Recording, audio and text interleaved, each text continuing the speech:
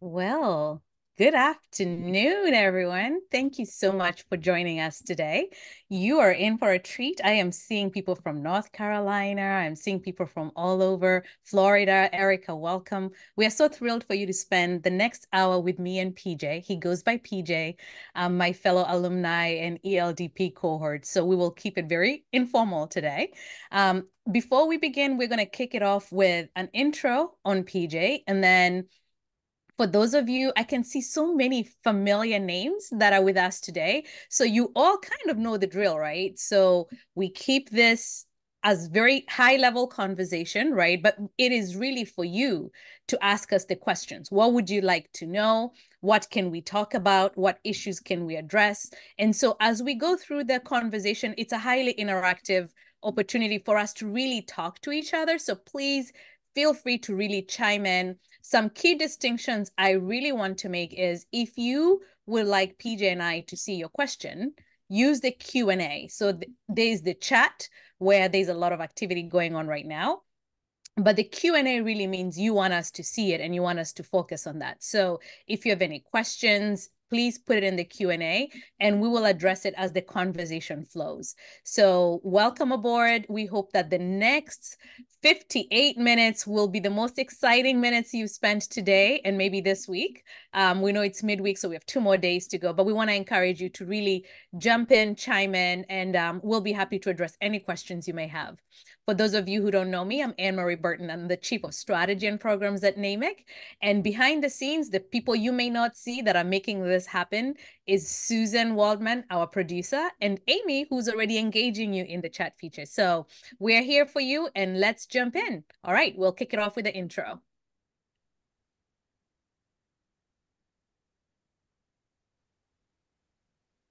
An alum of NAMIC's ELDP Class 20, PJ Jayawardene currently serves as the Chief Technology Officer of Tait Communications, a global leader in critical communications.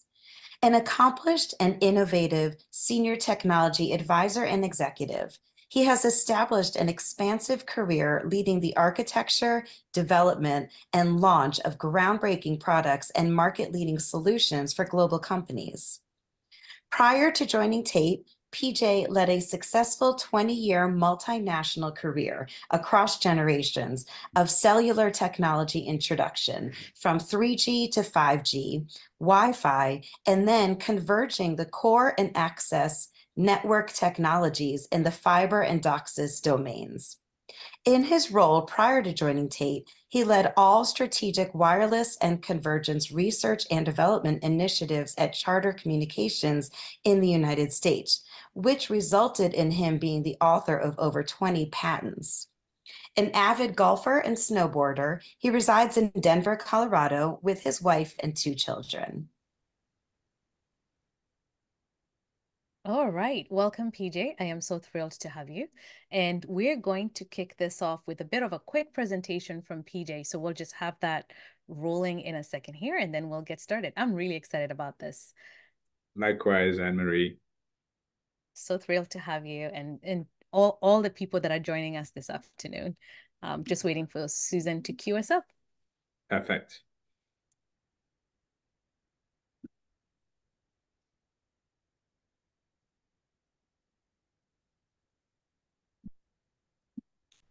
All right, thanks for joining us.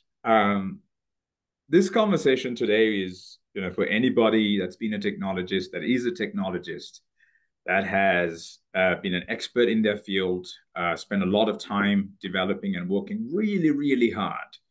And if you've ever heard somebody describe you as, there's no one better than her, he's the expert in this field, and they can take on any challenge. However, when it comes to career growth or a promotion or a change in the environment, you hear this one word, which is, but, and they end up putting you back in that box. Because there's always a reason that somebody would say, hey, you're so good at all of these things, but this conversation that we are going to have today is about how do you overcome that but in your career progression. So let's And because the reason for that is your value and your worth is not necessarily a black and white decision. So what you will find as you start moving on to the next topic of the discussion is that everybody ends up pursuing a technologist as a person that's in this one box, right? This go-to technical person. But the gray area is that you're a people leader, you're a catalyst for growth, you're an inventor, you're a brand ambassador for the company, you're a fearless visionary. But nobody sees that part of it. They keep seeing you in that one box. So how do we overcome that being boxed in? And as Anne-Marie quite cleverly articulated, this discussion is about getting you out of that box.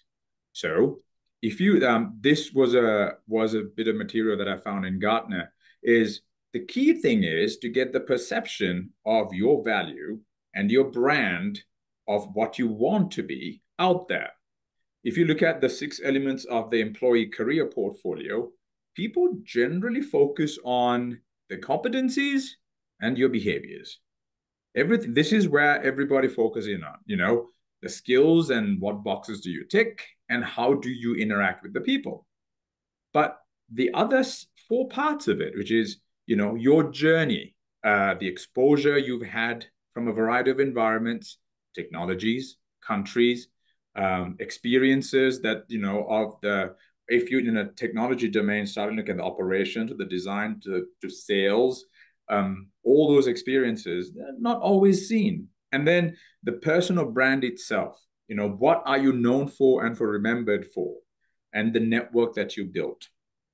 I'm fairly certain, with being in NAMIC, everybody here stays in touch with each other, but then there are other elements that you should actively work on to get your network expanded, to give you opportunities. But the problem is, while all of these things constitute your portfolio, people end up focusing on the top 2 things and keeping you in that box, which leads us to what we're going to discuss today. We're going to talk about 6 things. We're going to talk about defining growth. What does growth really mean to every technologist? And why does self-awareness matter? How do you go about becoming self-aware? The soft skills that matter, and why are they important? The market dynamics that are present today that affect you and your company, and the global trends, the tools that are out there, and we'll talk a little bit about AI and Centaur models and how we could leverage them to distinguish yourself. And then the last part is the investment in yourself. How do we invest in ourselves to get ourselves out of a box and stop being boxed in, so that we see technologists are seen for the value that they can bring to the greater organization and the rest of the world. So Anne-Marie, let's go. All right, let's jump right in. Everybody, are you ready? Can you give me a reaction using the reaction emoji? Because I could see the chat feature. So give us a reaction. I'm really excited about it. Yeah. PJ, do you see that? This I is do. exciting. I do. Perfect. Good. So let's jump in. PJ, how do you define career progression? So that is something that I've had to reflect on a fair amount of time. And it has changed. It has evolved over time. The first part is you have to start recognizing, where do you see yourself going over and the question about the time horizon is something that we can discuss later, but you've got to decide, do I want to be a technologist and be the best at it? I knew that the role of a CTO in a smaller company that has an international presence, that has good sound values, was a place that I wanted to be in. And then I work backwards from there. But there are others who might say, you know what? My career progression is to have, to be in a position where I'm fulfilled, I'm stimulated, but I also have a great work-life balance.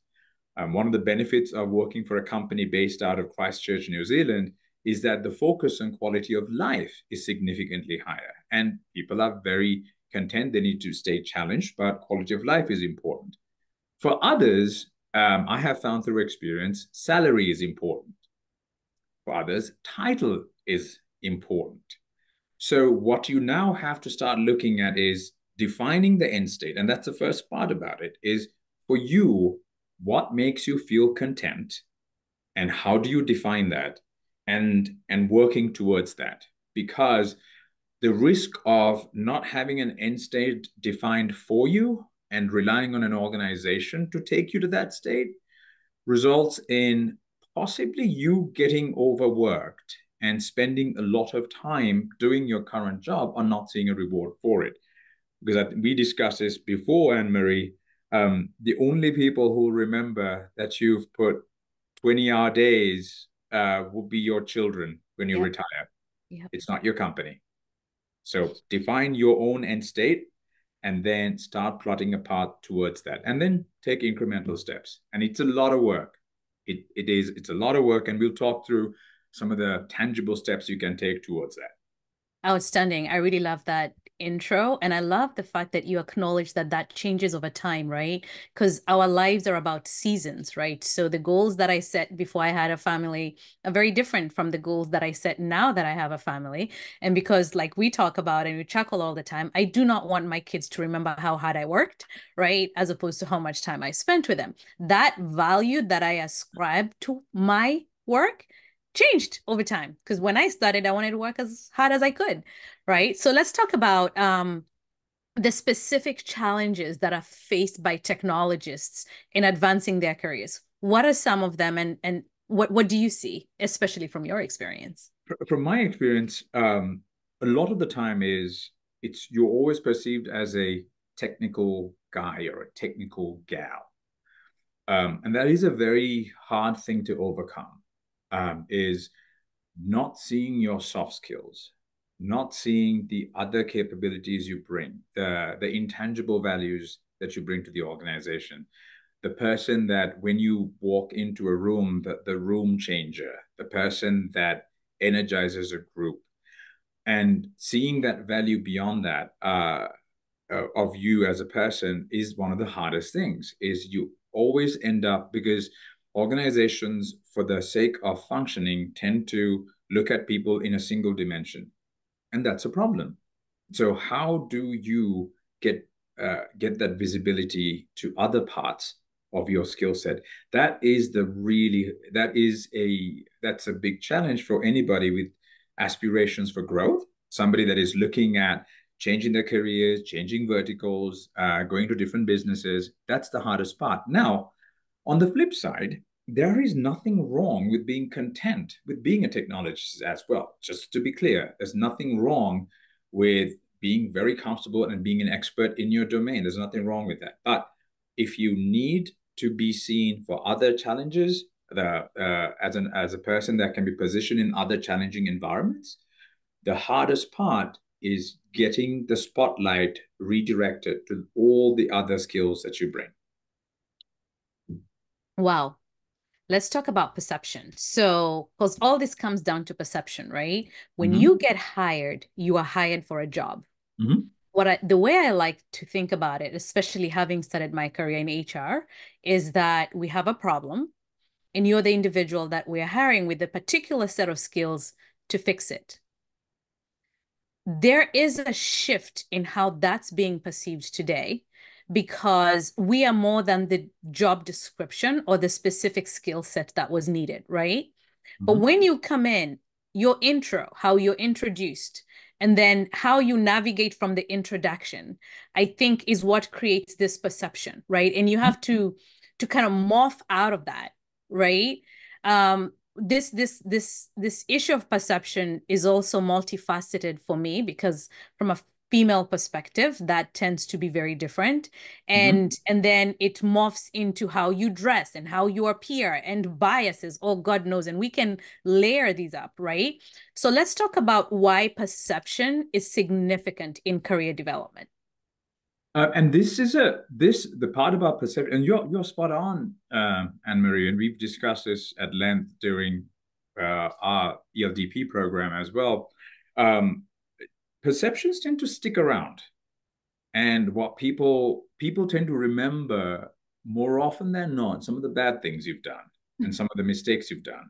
Yeah. As much as you always preach for about emotional intelligence for executives, and then Amy, that's something that's probably worthwhile sharing. The link that I sent you is the emotional intelligence as an executive is what you look for the leadership to have, is to be benevolent, is to be aware of your environment and be forgiving. But unfortunately, people don't. That's the sad reality of it. There's one executive a while ago once told me that, because I'll be honest with you, I was quite hot-headed. When you have the approach, when you have the mindset that you can take over the world, and you will see this with anybody that enters the industry as soon as you're in, you think of, I can go in, I can take over the world, I'm the smartest, I should be running this company. We all, have that vigor, that energy, that fire in us. So you make mistakes.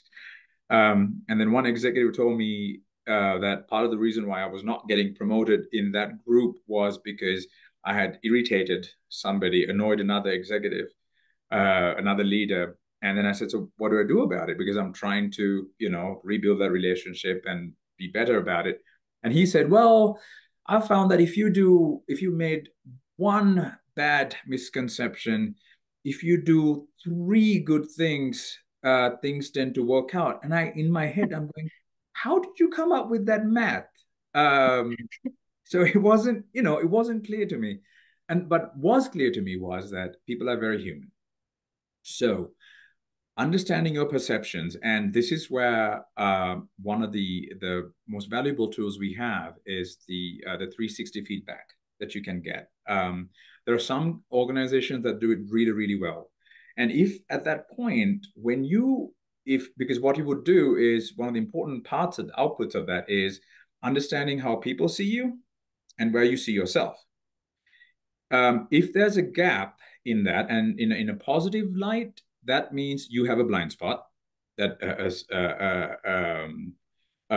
that means you're doing something wrong that people are seeing that you're not seeing. The other part is if there's a hidden talent where you're doing something really good that you don't acknowledge yourself.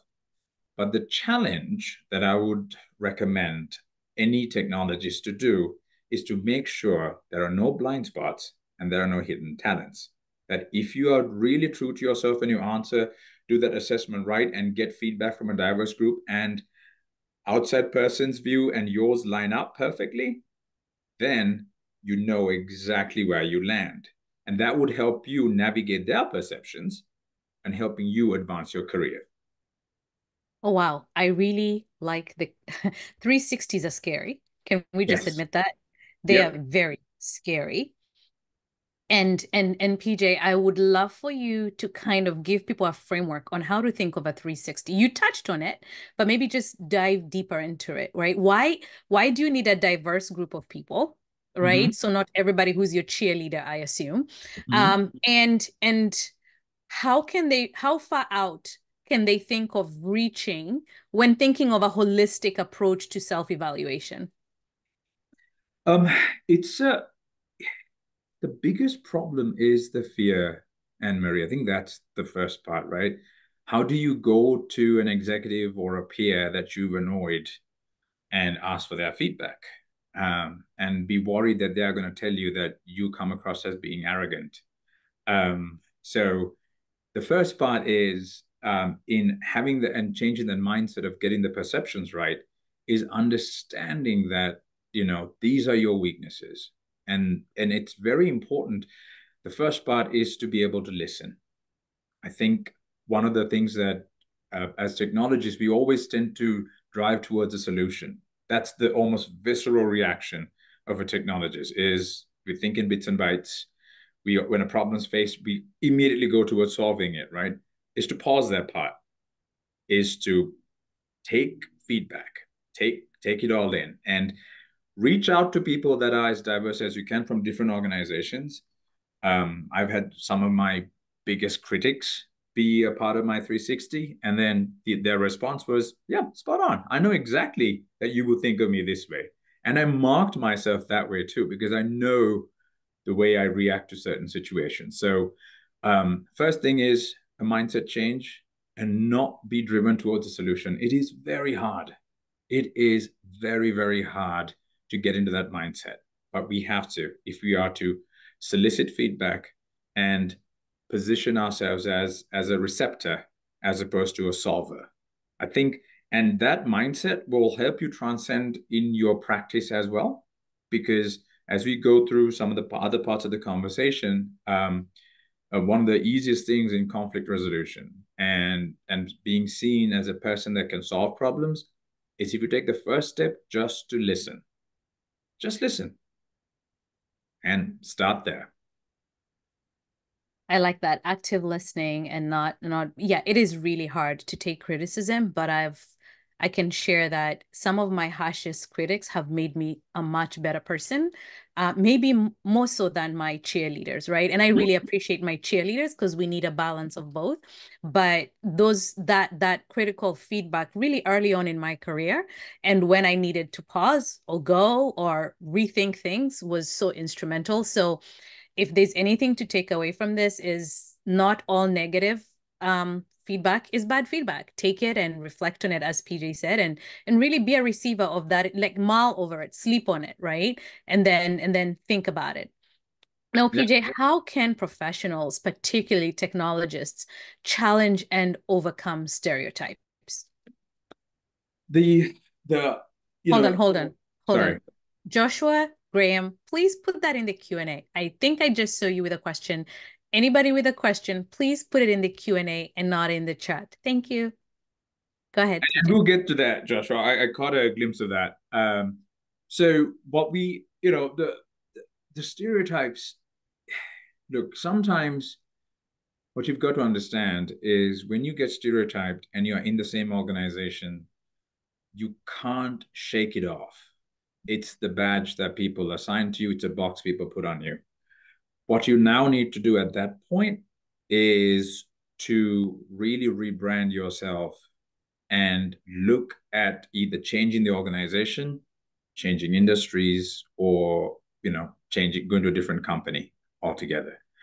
It sounds so easy for me to say that, but you've got to understand with the current market dynamics and where things are happening right now, it is even more difficult for us to achieve that. But it comes with, once you realize that the stereotype is there, so that's one angle. The other part is to say yes to any and all challenges that people face with. If, for example, if you're stereotyped as a guy that can only program, if you're a programmer, that's all you've been seen. In a meeting room or in a situation where your leaders and multiple leaders, other groups are trying to solve a general problem, just say yes. Let me take care of it. Would you like me to go coordinate that effort with the other groups? I'll put my hand up. And start position every opportunity you get to position yourself to demonstrate acts of leadership, acts of initiative, show that you can think outside the box. Because every conversation you have with anybody outside of your team and even within your team, consider it an interview.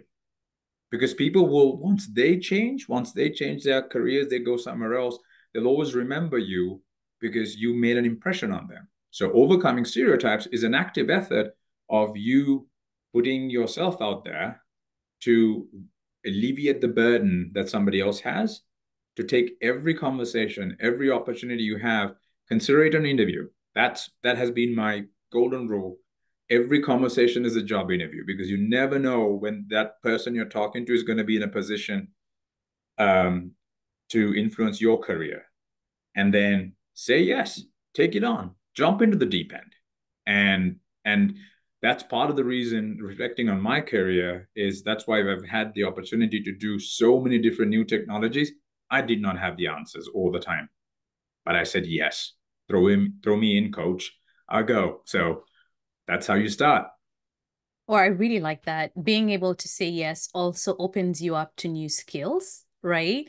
And before you know it, you are in a department doing something that's closely related, but not it. And that's a new skill that you can always add to your resume, right? And so there will always be stereotypes. That's just life. I think biases and stereotypes exist. Let's hope that they're the positive ones, right? And that that person's a hard worker. I don't mind that stereotype of everybody saying that guy says yes or that girl says yes. I think that's a good stereotype because then you know you're doing right according to the goals that you set for yourself. I say that also knowing that you've got to manage your workload, right? And not say yes to the place where you're burdened and now you can't even execute on your primary tasks, right? Because we can go, I remember being, and I'll give a brief example of why I love the point that every conversation is an interview. When you are young and you get into these big organizations, there's absolutely no way for you to know who's who. I think on any given day in the lunchroom or whatever floor you're on and whatever you're doing, you'll run into people. Some people say hi, some don't. We have all those personalities in the office. But I have to tell you a story of one time in the water cooler, right? I'm just in the lunchroom, killing time, looking at the beautiful buildings. And this colleague just strikes up a conversation and we just start having a very random conversation. I think we ran into each other three times. Right. And one time he tells me this problem that he's trying to solve.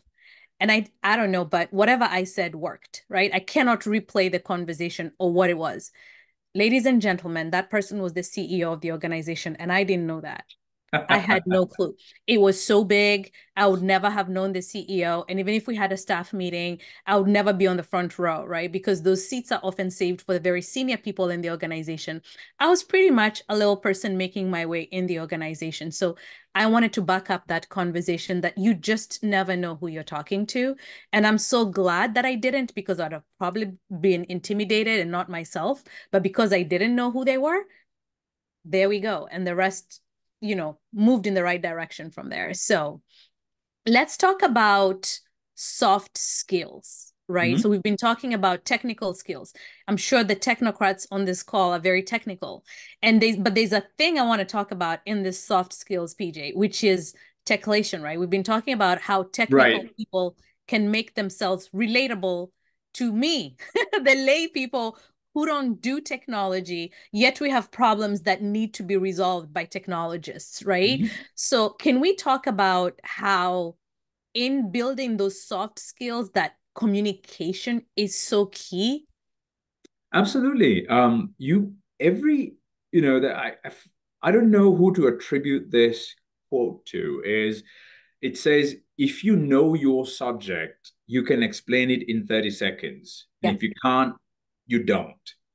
I'm probably misquoting it. But the idea is you've got to be able to explain a very complex idea or the area you're working in 30 seconds. Because what you will find is that the person you need to provide that answer to is somebody at an executive level that needs that answer, needs it very quickly. So you've got to work on distilling a 60-page slide deck into a one slider, right? One of the cool things that my team and I did back many years ago when I was at Charter was we created this extraordinary connectivity solution for smart farming, industrial automation, multiple technologies, all that sort of stuff. But instead of making a whole set of slides, we made a 3-minute video. And that was enough. That just explained everything. And then there was a 1.5-minute version of the video as well. So also the engineer who did the video, it got him the chance to demonstrate his ability, his skill set in presentation. The point that we've got to remember is that we are in this environment where people do not have the patience to listen to you at all. No, but I mean, if you look at live news today, it's just you would have 3 or 4 panelists talking at the same time. You watch ESPN. That's how it is, right? That's what we are getting used to, of everybody talking things at the same time. So sound bites, being illustrating things in the simplest possible way.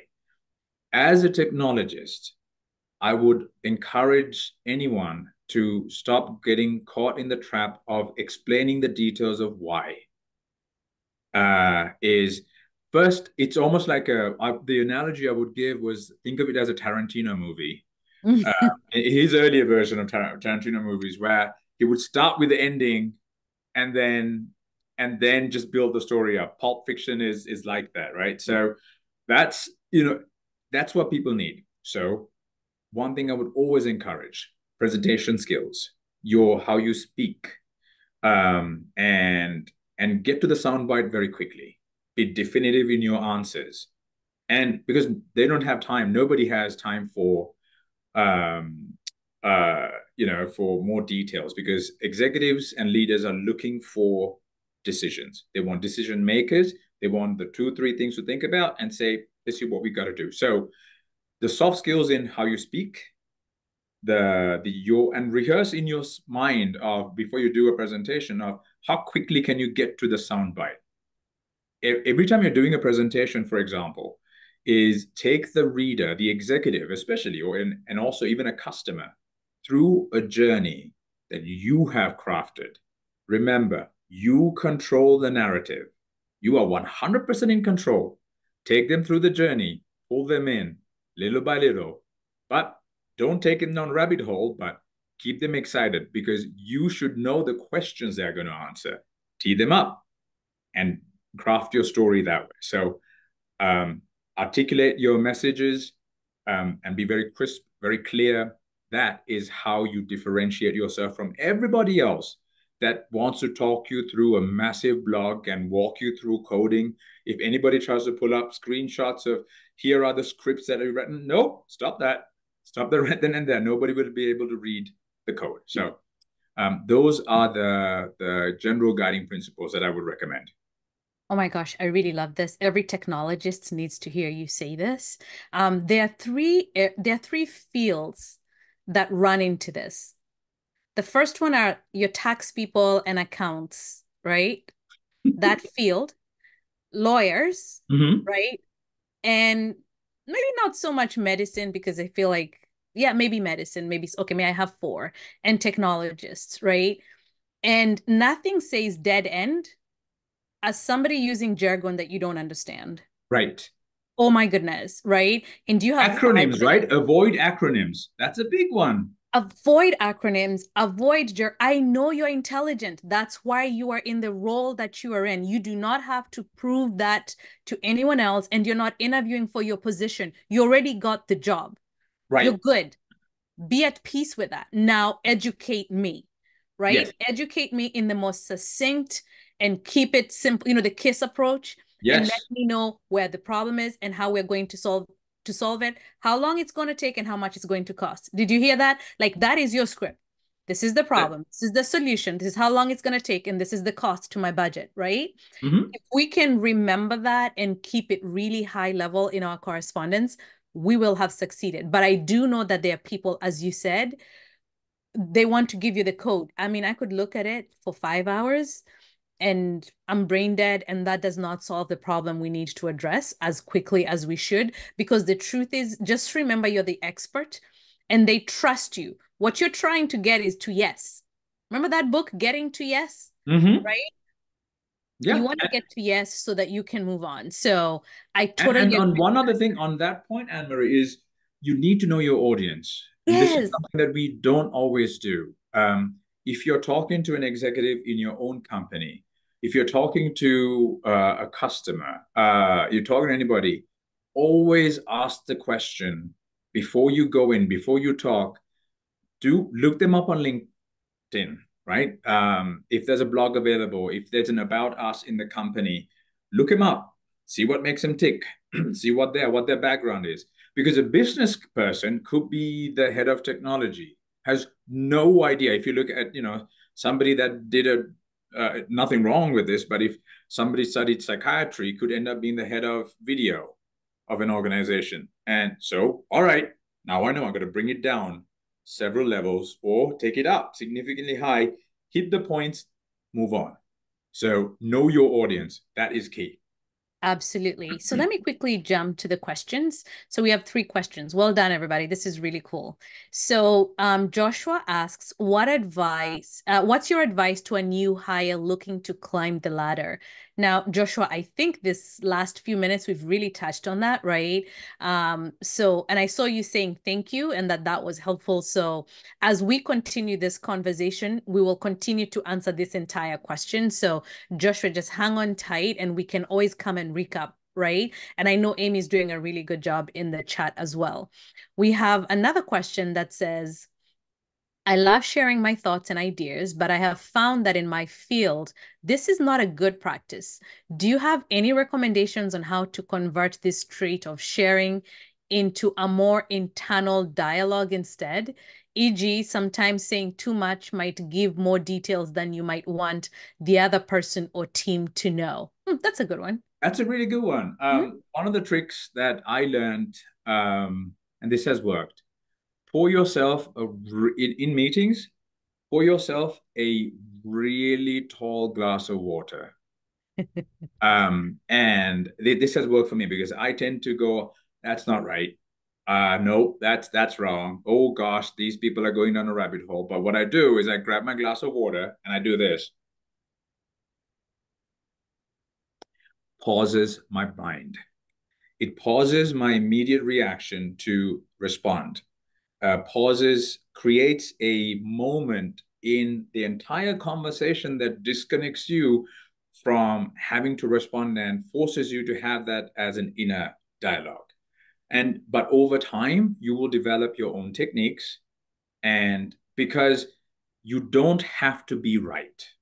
That's the first piece you've got to realize. You don't have to be right. That's a very good question. It's a trait that we have because you want to have more of a conversation. You want to be able to have a dialogue, but not everybody's open to it. Not the team, as much as I talk all about these things, I've been in teams where the environment is not conducive for that dialogue. So give yourself a physical activity that forces a mental disconnect that stops you from having that visceral reaction.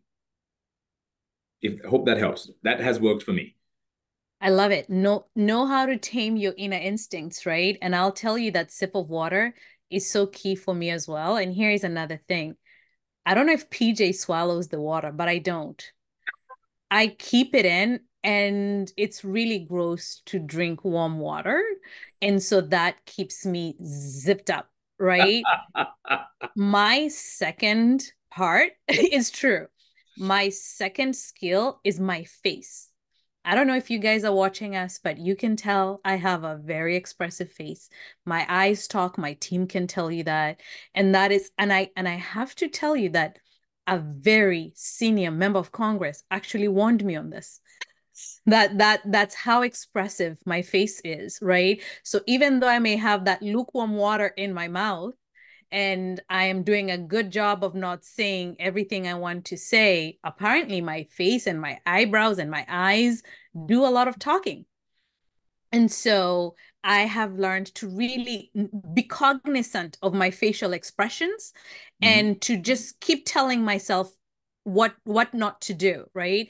We have things within us that we need to tame in certain environments. There's absolutely nothing wrong with that. Just know yourself, be honest with yourself. That feedback that people may give you may tell you, "Ooh, your facial expressions in that meeting." And then you learn those things because it's true. We actually communicate 98% with our bodies than we do with our mouths, right? So there's just always a lot of communication happening with you, whether you may realize it or not. And if you have some really candid people that can help you in a meeting or that care about your growth, that you can make accountability partners, say, hey, I'm working on X, and in this meeting, when we go, can you grade me and tell me how I'm doing? My goal is this. You'll have people that can tell you that as well. So accountability partners can be helpful as you're learning to tame your inner strengths. All right. So I have one more. I have one more here that says, PJ, you mentioned not feeling like you have to go into leadership if you are and want to be a technologist. Is there a ceiling you hit where you want to continue to grow? You have and you have to take on leadership positions.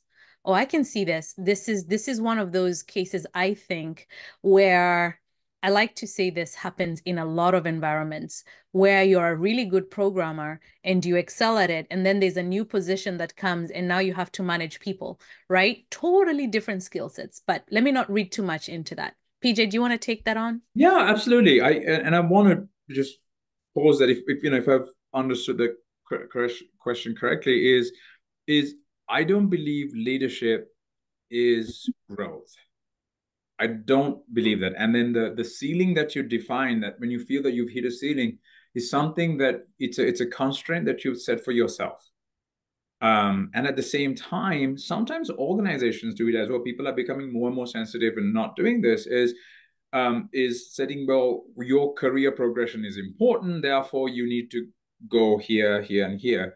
But what you've also got to realize, organizations put everybody into a bell curve when it comes to performance reviews, and then you try to have the top 3% get promoted and then see what you can do with the bottom 5%, but fit everybody into the middle, right? Bulk of us fall into the middle.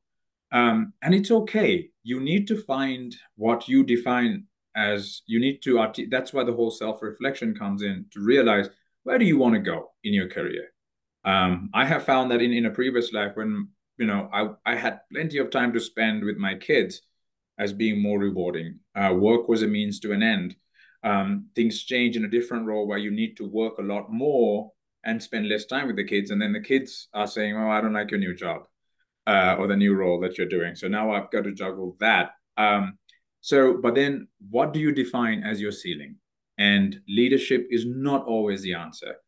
That's why this conversation is not just about leadership. It's about being seen outside of the box that you get put in, even by yourself, is looking at the box that you put yourself into and finding yourself a rewarding career and growth that you define that is fruitful for yourself, and finding that balance. And it's a journey. It's not straightforward, and it will change. I hope I answered the question. Anne Marie, I lost your audio. Oh, sorry about There you that. go. Sorry. Yeah, yep, thank you. So yeah, awesome. You did answer the question, and I see some hands going up. Okay, cool. So let's talk about are there any specific time frames, right, and experiences one should aim for during this career journey, this technologist journey? Are there specific time frames? Are there experiences? How do you gauge that? It's really hard. It is, and one of the things that one of the reasons why that's worthwhile discussing is I would recommend not to have a time frame, is because that whatever results in putting yourself, for example, you could say, my goal is to be a VP at this company by this time frame. You end up feeling terrible because the decisions that because you will find people who are at the same level as you, who are or not even at the same level as you, just overtake you because the organization they were involved in or their leadership views them favorably. It's look, there are things that are completely beyond your control. The first part is, don't lock yourself into a time frame, because that results in you putting undue pressure on yourself. But look at ways of how you can make your life rewarding. And if at the end of the day, the current organization and the industry you're in is not fulfilling you, you need to spend an active amount of effort in working on rebranding yourself and start looking outside. It's like fishing. It's more so like ice fishing. It's cold, it's brutal. You got to drill a hole in thick ice, sit there, throw the thing in, and then keep jiggling the line so that it doesn't freeze over. And then hopefully you catch something. And sometimes you'll catch some terrible things, but let them go. Wait for your right opportunity, and then focus your efforts on what else can you find fulfilling in your life. I really like that. And one alternative that I'd like to offer in addition to that is, if you feel like you're stuck in a rut and you're about to go is it ice cold fishing? I've never tried that. We have to try that. I'm gonna come to Colorado. We've got to do this. Yes. Is if you are in the process of ice fishing, what I want to tell you is look for volunteer opportunities. Mm-hmm.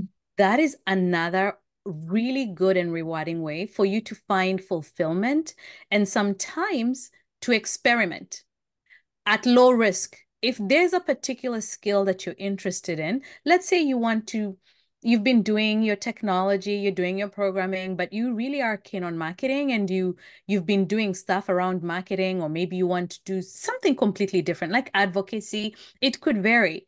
My recommendation is to get yourself a volunteer marketing role and see how you do in that. And that's a safe space because it's low risk. Who's going to fire you from volunteering, right? And you can gain those skills that you need. And if you're volunteering in a high level organization, that gives you visibility as well. And you never know what doors would open. So that volunteering gives you an opportunity to have fulfillment, to get new skills, and to build your network, right? So Yep. it's a trifold opportunity. So if while you're still fishing, make sure that you just don't get stuck and frozen, but kind of get fulfillment elsewhere in other ways. So I just wanted to offer that.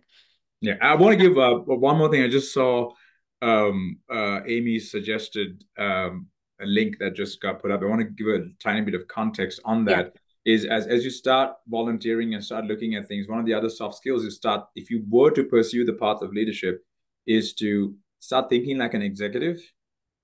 And the best people to help you think like an executive are your children. For those of you who have children, because they don't understand why you need to do things. You just need to define an end state. You can't say things like, clean up your room. Clean up your room might mean just picking up your pajamas for the kids. You need to define to the kids, cleaning up your room means all your toys are off the ground and, no clothes left around. That same mindset applies as a leader, as an executive as well. As you start transitioning to taking on more leadership roles as a technologist that wants to transition, start defining, helping everybody around you define the end state. Be the person that defines the end state. Take the end state to your leadership, to the rest of everybody else, saying, this is where we're going, right? This is what you want the picture to look like. Anchor that first and start working with your kids. That has helped me to be a better leader. I love that. I love that. I'm seeing Louise's comment. Thank you. That is pretty cool. So PJ, oh my gosh, I can't believe it's 5:22 already. So we're kind of gonna try to go through the next set of questions fairly quickly. So the first one is, which tools are most effective for facilitating career transformation and how can they be utilized? So first step is there are a lot of things that you can do, and look at your brand. We did a workshop with Simone Knight last year. Simone's great at personal branding, and there's a lot of material that she has that you can look at. At the same time, invest in differentiating yourself. So LinkedIn is really good. There are sometimes you need to start, what can I do on the personal brand? There are people that will help you develop your career profile, your resume. Make sure you don't do the same thing. Change it. Change the status quo. These are tools. So be the person that always has that other dimension to it. If you guys watch the Final Four of the NCAA Women's Tournament, Caitlin Clark with a second left against UConn, she did the one thing that nobody was expecting. But it was this throw in. She just hit the ball off the opposing player and then killed an entire second because the ball rolled out of court. Be that person. Be the person that can always think of the other dimension when nobody else thinks of. Some of the other tools you can use are AI. AI is a whole new topic. In AI, we are familiar with ChatGPT, but what you need to start looking at are things like centaurs and whether humans and AI machines are working together. There's a whole list of AI models beyond large language models that you can use, the recurrent neural networks. There are so many options that are out there, but you have to start looking at the problem is people start looking at you as a person that solves a problem quickly. Be that person. So use these tools as to create a highly responsive nature, to make your lives easier, fail faster, and drive an organizational culture that you can help brand yourself differently. Love it. Love it. Love it. All right. We have, I see no questions coming in. So please, if you have a few more questions, we have about 5 minutes. Do put them in the Q&A. I can tell that you guys are loving this conversation with all the emojis that are going on. So PJ, I'm going to do this and then we're going to do rapid fire, right? You ready for rapid fire? Hit me. All right. So what investments are required for technologists to foster their growth and development? First thing, soft skills. Learn, about effective communication. That is absolutely essential. Being able to communicate, stretch your imagination on executive thinking. Learn the link, some of the links that we sent out. Thanks, Amy, for that. Invest your time and look at that. Look at how you could constantly differentiate yourself and how you can affect change in the organization. Emotional intelligence is huge. So if you work on communication, emotional intelligence, and disruption, because that will in turn affect your way of working and how people perceive you. And that will unlock several doors in your career journey. Absolutely. All right. I'm jumping into rapid fire. What is the one skill every executive should possess? Emotional intelligence. How do you handle disagreements or conflicts within your team? Shut up and listen. That's the first thing I do. Do you have a second part?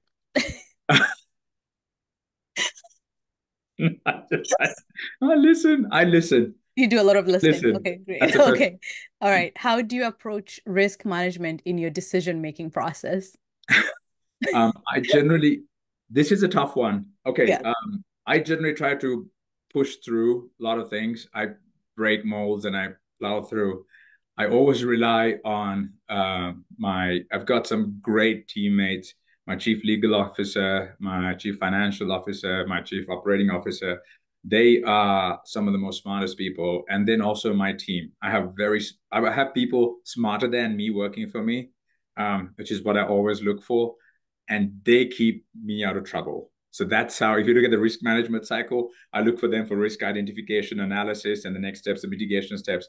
I make sure we have very smart people around me that will protect me and keep me out of trouble. So I love it. I love it. You are a collaborator and you use your resources. I love that. Who's your favorite author and why? Christopher Moore. I've read all of his books. It's purely because of his style of writing, and it's proper escapism for me. His style of writing is hilarious. You can read him. It's very funny. All right, I'm gonna look him up. Did not know that. I'm adding that to my collection. What's your favorite song and why? Um, Favorite song is "Don't Look Back in Anger" by Oasis. The reason for that was growing up in Sri Lanka, my mom's car had a busted radio. We could only get AM at the time for some reason. But then from the time that my mom would drop from home to dropping my sister and I at school, that's a song. So we would sing that song. We would just belt it out loud. And if anybody has been in a bar where there's live music playing, and when they play "Don't Look Back in Anger" or anything from Oasis, you know you're going to sing it out loud. So that's a song that we grew up with. So I love it. Memories of the AM station. I love it. Who is your favorite comedian and why? Billy Connolly. Mm. Billy Connolly, purely because a couple of things. He does not plan, does never planned his performances, and at the same time, he also plays the banjo. So he's multi-talented, and his jokes are always, he makes it up as he goes, and that's a skill because comedic timing. There's a structure to stand-up comedy, but Billy Connolly just is a person, is an entity on it by himself. So I thought I that love it. I love it. That's comedic genius, being able to be spontaneous and not fall flat right on stage. I think that's awesome. PJ, it has been an honor and a pleasure to just have this amazing conversation with you. To everybody who joined us, thank you for spending the last hour with us. We hope that this was really useful to you and transformative in ways. Thank you for your questions. If you could please give PJ some love, yes, with your emojis, letting him know that you really appreciated the gift of his time. PJ, I hope we can do this again. I feel like we could have dove so much deeper in some of the subjects, except for the time constraints. And to everyone, there'll be a quick survey that you'll see on screen. We would like to know what other topics you want to hear from NAMIC. We value your membership, and we hope that this has been an hour well worth spending with PJ and I. And again, to our ELDP alumni who joined us today, thank you for your support. And until next time, where we'll be doing another webinar on emotional intelligence, join us in May. It's going to be pretty exciting with John Kabara. Until then, PJ, any parting words? No, keep at it, guys. Don't let anybody else put you in a box. So fantastic. Break out of it. Thank you. No being in a box. Thank you so much. And until next month, see you soon, everybody. All right. Bye. Thank you. Bye.